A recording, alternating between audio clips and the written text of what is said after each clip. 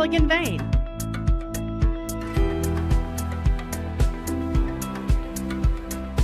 I tell you right now, it's like old home weekend here. We are joined by Dr. Rodney Fitzgerald, Margot Fitzgerald, and what's your name again? Oh, John Squires is here. Guys, it is so great to have you back in Cleveland. It's great to be back. Yes. We absolutely love the city with spirit, and we're glad to be back here. Well, we're going to talk about why you're back in just a second, but how long, when did you're in Collierville, is that right now? Yes. When did you move, Margot? When did you guys go? We moved, it's been 4 years this month. 4 years. Yes. But here's what I love about it, and I know John will talk about this more too. Your passion is still here. You're still involved in Cleveland. Rodney, why is that? Why are you still so passionate about it? Well, this has been a great community for me to grow up in. I have told everyone there's no better place to grow up than Cleveland, Tennessee. And having spent 75 years here, I can't ever separate the love for this community, and I always want to give back. I always believe we're going to be held accountable for what kind of legacy we leave, and I just want to contribute back to this community because it meant so much to me and still does, and I want to continue doing that. Dr. John Squires, of course, Cleveland State Community College, and I know there's a reason that these wonderful people are here today at the campus. Is that right? That's right. Dr. Rodney and Margot Fitzgerald will have their name on the Nursing Skills Lab in the Health and Science Center, which I think is a great thing. And they have been very generous to the college. They've been very generous to the community. This is very appropriate. I'm excited to have them back. You know, Rodney hired me 35 years ago, so you can. Well, he said that was just one mistake. You can blame him. Anyway. Yeah. Rodney hired you? Yeah. I sure did. Wow. They came all the way in from Iowa to interview me for the job, and obviously it was one of the best choices I could have ever made. That's right. Well, actually, he made it in spite of the fact that I fell asleep during his tour of Cleveland. I was driving him around in the car, showing him Cleveland, trying to encourage him to come here. I look over, he was sound asleep. I said, "Okay, this is going well." And you still hired him. I told him not to Hey. not to quit his day job because he wasn't that great a tour guide. But listen to this. So you, I mean, everybody knows Rodney and Margot and has for many years. But Margot, what Yes, has Steve. happened since we've seen you last He's a time? celebrity. I know. What in the world, as Leanne Morgan says on that? Yeah. Quick story, it's a backstory. I'll try to be succinct and brief here. But That would be new. thank you so much. I appreciate that, John. I was Okay. asleep. Yes, yeah. You'll all be asleep by the time I'm through with this. About 3 years ago, Rodney and I attended a music conference in Nashville, and I befriended the executive director of the Nashville Songwriters Association. He and I had mutual friends. And as I was leaving, I said something like, "As always," and he said, "That'd make a great song." And I thought, you know what? I've heard these guys singing for 4 days. I'm going to go home and I'm going to write something. So I went home, legal pad, longhand. I didn't know what a verse, chorus, bridge. I didn't know any of that stuff. But I wrote, and then I thought, I don't sing, I don't play an instrument. What in the world am I going to do now? So I found a studio in New York, and I sent those lyrics to them. It came back in the form of an actual song, and I sent it to my guy in Nashville, and he said, "We need to Zoom." I thought, oh, law. So when we got back and I Zoomed with him, there were 3 people on the call, and he said, "Bad or good?" And I said, "Give me the bad." He said, "This is the best demo I've heard in 20 years from a new songwriter." I know. I turned around. I thought somebody else come into the picture or something. Does he hear you talking? Yeah, I know. I did. And he said, "You need to learn to sing." And I said, "That ship has sailed." Yeah. And so he then said, "What are you paying for a studio? We can get you a studio now." I said, "Bart, I don't need a studio. I just write the lyrics." So he said, "Keep writing." So the second song I wrote was on 4 top 10 lists online for a year, won an award in LA, and I thought, Lord, what in the world are we doing here? So I know. So then I got the infamous manager, entertainment attorney in Nashville, did that for a while. My dear banker husband here was going, what in the world is this about? Anyway, so he hooked me up with Sweden and London and Nashville, co-writing with all of these people. But then I began writing by myself.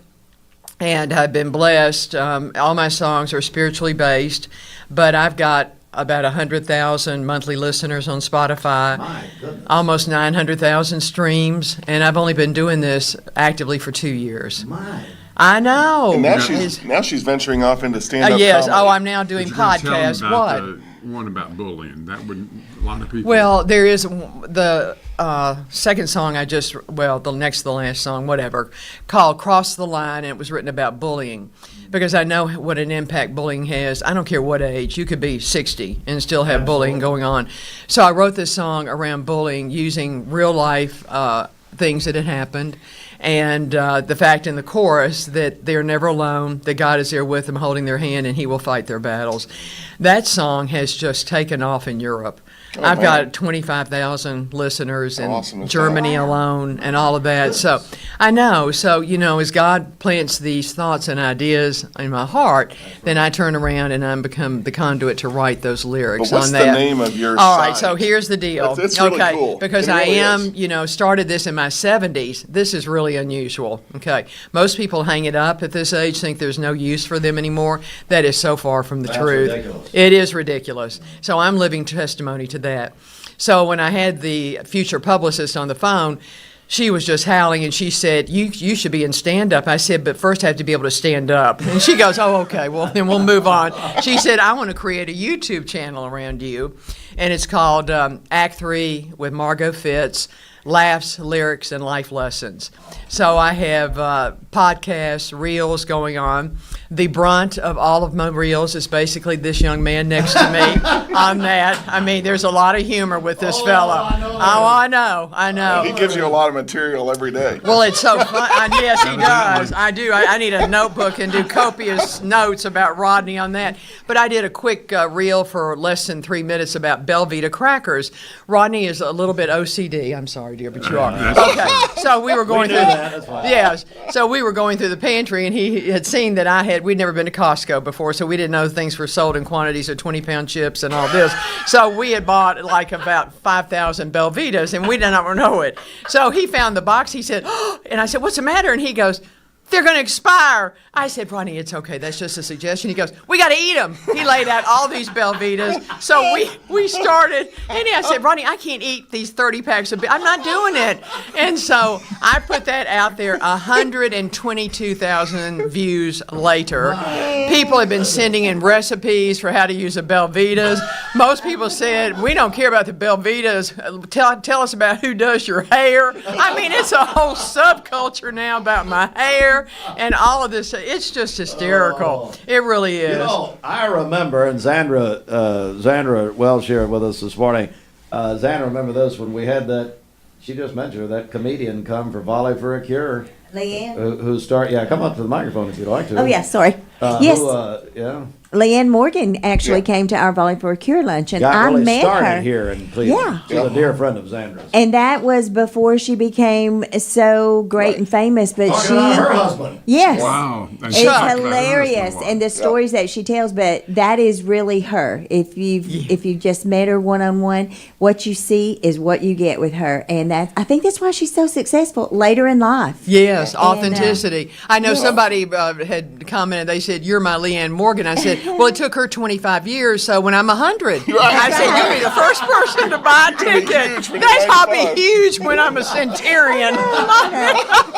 That's great. Well, I just, and we're joined, by the way, if you just joined us, Dr. Rodney and Margot Fitzgerald back in town today, so happy to have them. And I think every time we talk, Rodney, I think of your parents and just legends here locally, and especially your mom, Lily Frank, and who had thousands of students who went on to wonderful things. And you still, both of you still give the Lily Frank Fitzgerald Award every year. I We tell do. it's how I see you, usually once a year. But Yes. Rodney, talk about your heritage here in Cleveland for a moment. Well, there's no doubt that I was blessed to have wonderful parents, Steve, and mother had such an impact on people. This week we've been in town, and Margaret went into a store and said, "You're Margot Fitzgerald. We remember Miss Fitzgerald." We hear story after story after story. I guess one thing I would share with you that always has stuck with me is mother has always, her quote, famous quote was, Yeah, small minds. Small minds talk about people, average minds talk about things, and great minds talk about ideas. That has stuck with me. But she had a heart for people that she could pick out. She had the distinct ability to say, I know this person, they're going to make something of themselves. And we all remember Toby McKenzie when he was here. When he was a senior in high school, he had been delivering papers, get up at 5 o'clock in the morning to deliver the banner. And she said, Toby, I know you need some new shoes to go to graduation. She bought him a pair of shoes. And she said, you know why I do this? Because you're going to make something of yourself.